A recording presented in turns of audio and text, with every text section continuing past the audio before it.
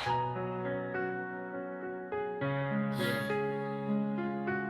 para to sa lahat. Bago man o matagal na sa bigo, respeto lang tayo. Onig Ivy. Yeah. Hindi naman kailangan ng sigawan para lang marinig ang pangalan.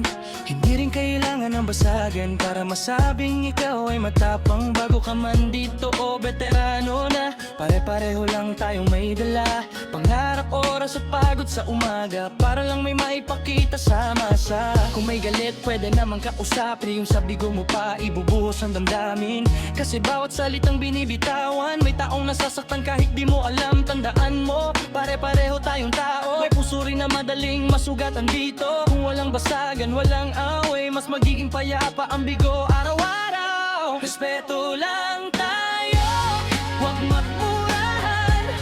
Walang babasagin, walang siraan. Kung wala namang basagan sa bigo, hindi tayo mag-aaway, di ba bro? Oh, respeto lang tayo, kahit sino ka pa. Bago man o matagal na sa bigo nadala. Kapag puso kong pinairan mo, mas gagaan ang mundo. Yeah.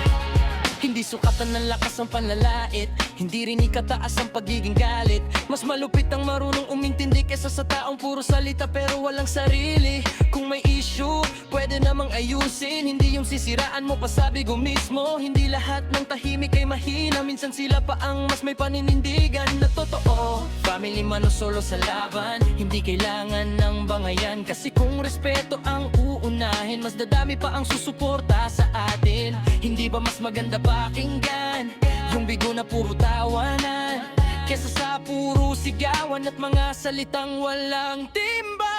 Respeto lang tayo, huwag magmurahan.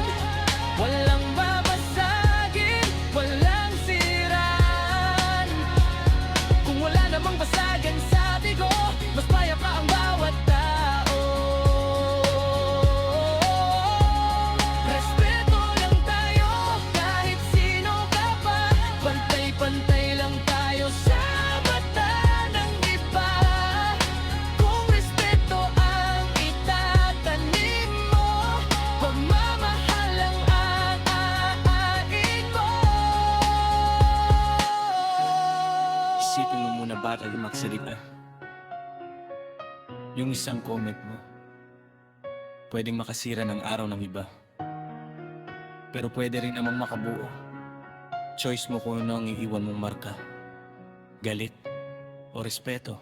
Sa mundong puno ng ingay at yabang, mas kailangan ng taong may galang. Hindi lahat ng laban ay dapat sagutin, minsan mas panalo ang marunong manahimik. Kung walang basagan, walang bangayan, mas angat ang bawat samahan. Hindi ka bababa kapag nire-respeto mo ang iba, mas lalo ka pang tataas sa mata nila.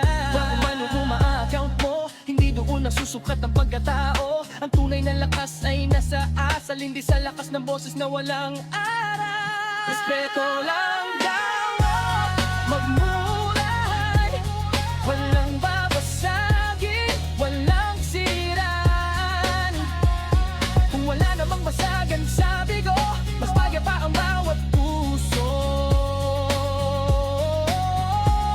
Mas gagaan tayo, simulan natin sa simpleng salita at mabuting hangarin. Kung respeto ang dala mo sa bigo, mas angat tayong lahat dito.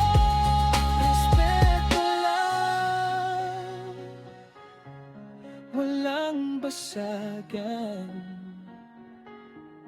walang murahan. Para sa bigo, Onig ID.